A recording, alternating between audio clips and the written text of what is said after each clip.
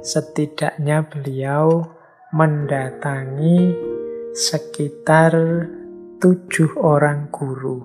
Meskipun ada di antara guru-guru itu yang menolak. Menolak bukan karena tidak mau punya murid Syarif Hidayatullah, tapi merasa bahwa Syekh Syarif Hidayatullah ini ilmunya sudah lebih tinggi. Jadi terbalik, jangan sampean yang berguru ke sayalah yang berguru ke sampean. Jadi ada cerita seperti itu. Nah, guru yang disebut-sebut di naskah Mertasinga itu yang pertama adalah Syekh Najmuddin Kubro yang tinggal di Mekah. Dari Syekh Najmuddin Kubro ini beliau mendapatkan ijazah Thariqah Naksabandiyah dan Sattariyah.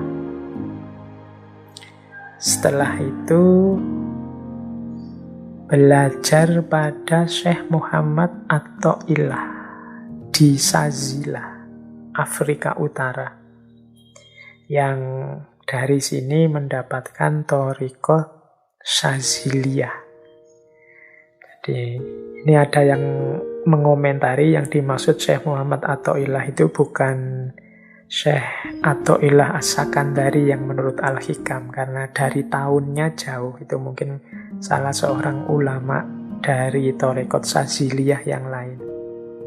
Jadi dari beliau ini Syekh Syarif Hidayatullah mendapatkan Thariqah Saziliyah. Setelah itu oleh Syekh Muhammad At-Tha'ilah diperintahkan berangkat ke Pasai, Samudra Pasai. Di sana berguru kepada Syekh Maulana Ishaq atau dikenal Syekh Datuk Siddiq. Ini ayahandanya Sunan Giri.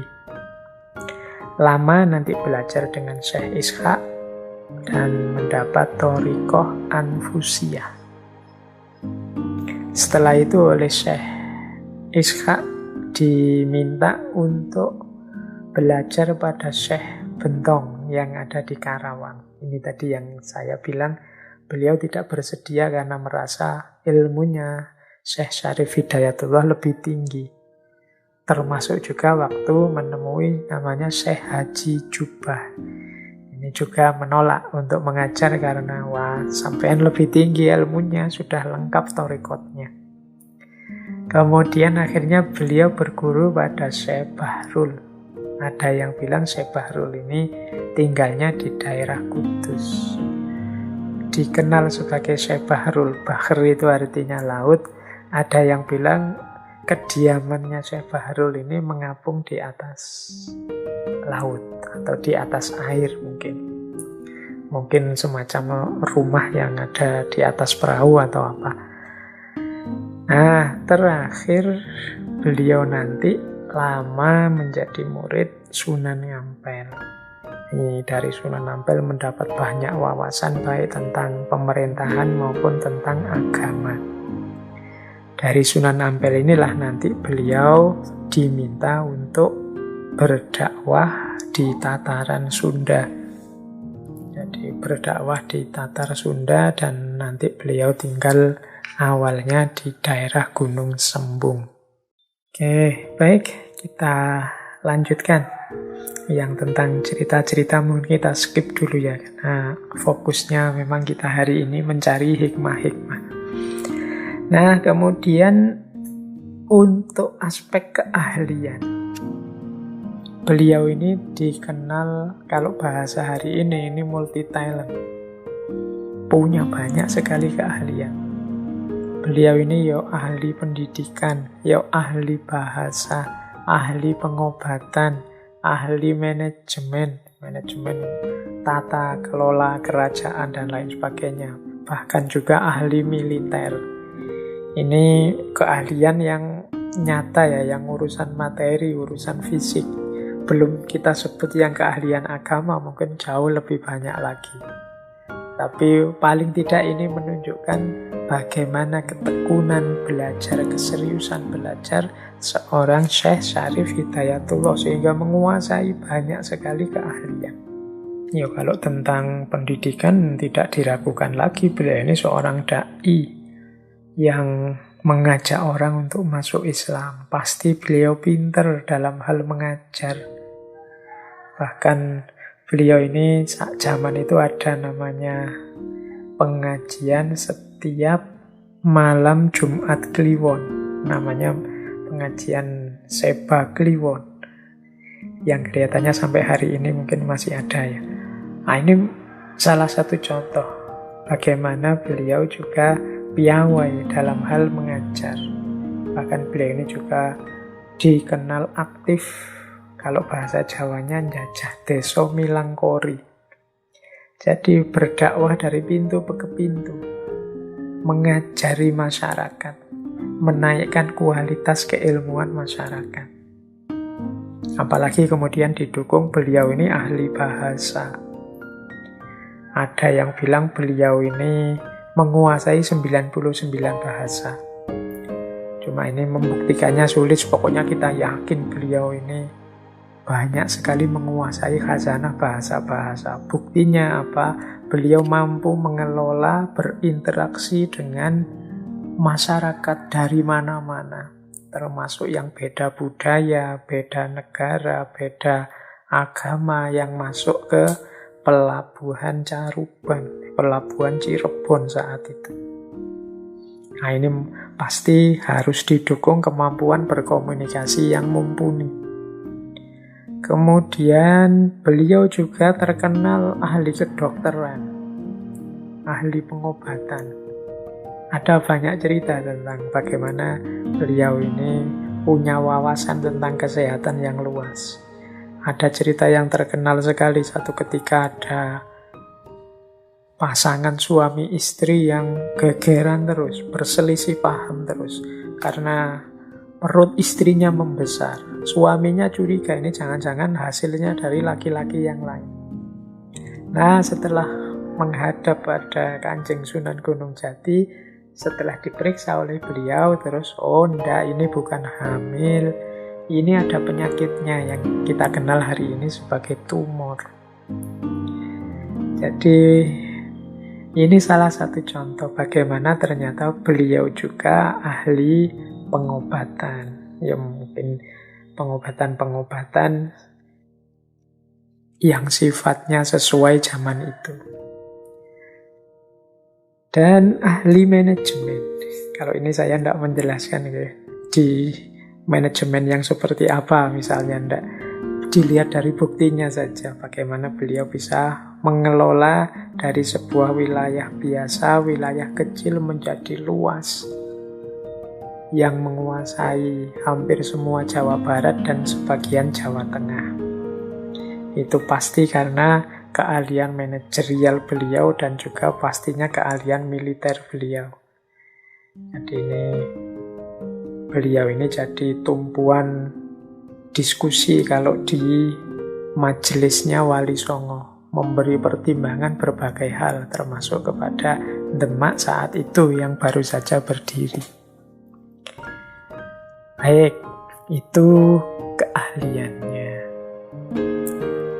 Kemudian ya kalau untuk keahlian kita terjemahkan pada diri kita masing-masing bahwa mari kita tambah sebanyak mungkin skill-skill, kemampuan-kemampuan.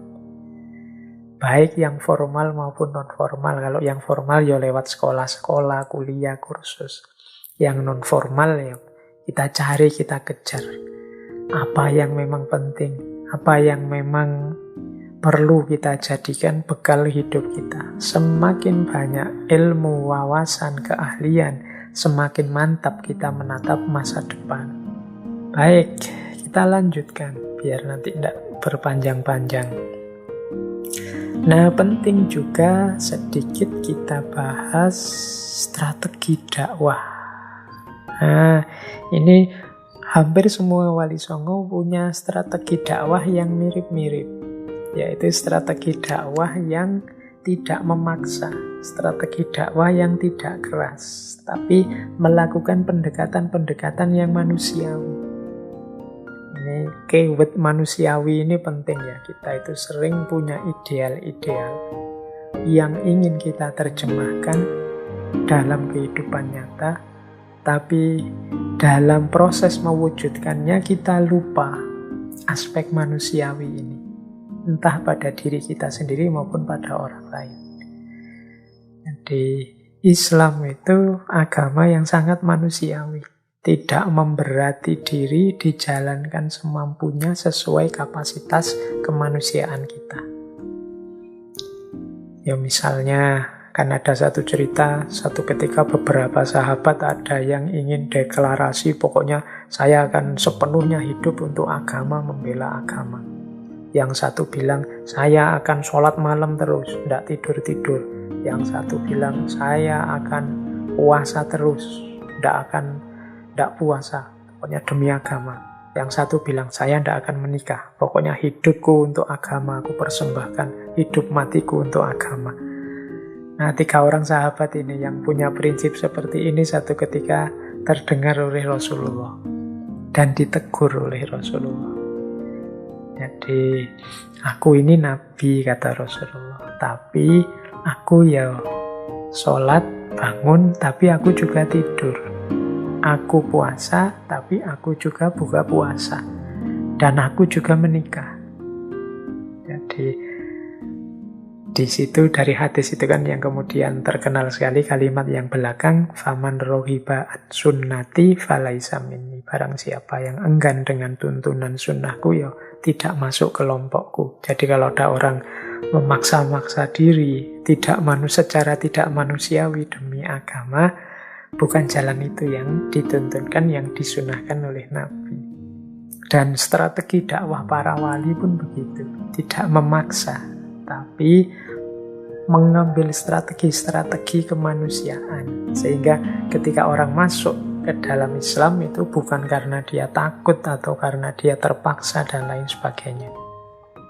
Jalan apa saja itu menurut catatan saya, termasuk juga sebagaimana yang sudah dijalankan oleh Kanjeng Sunan, yang pertama adalah lewat jalur perkawinan. Ini menarik, jalur perkawinan ini banyak dipakai oleh para wali. Teman-teman kan sering cerita wali menikah dengan putra raja siapa, putra bupati siapa, putrinya gubernur siapa saat itu. Nah, Syekh Syarif Hidayatullah ini, Kanjeng Sunan Gunung Jati ini juga begitu. Beliau kalau dalam sejarahnya menikah sampai 6 kali. Jadi tidak kurang dari 6 perempuan. Tapi sebagian besar tampak bahwa ini dalam rangka membangun relasi. Misalnya istri pertama beliau yang dikenal sebagai Nyai Babadan. Ini putrinya Ki Ageng Babadan. Ini seorang penguasa di daerah Gunung Sembung dan wilayah Babadan. Jadi beliau menikahi putri beliau dan selanjutnya kan daerah Gunung Sembung ini jadi pusat dakwah beliau.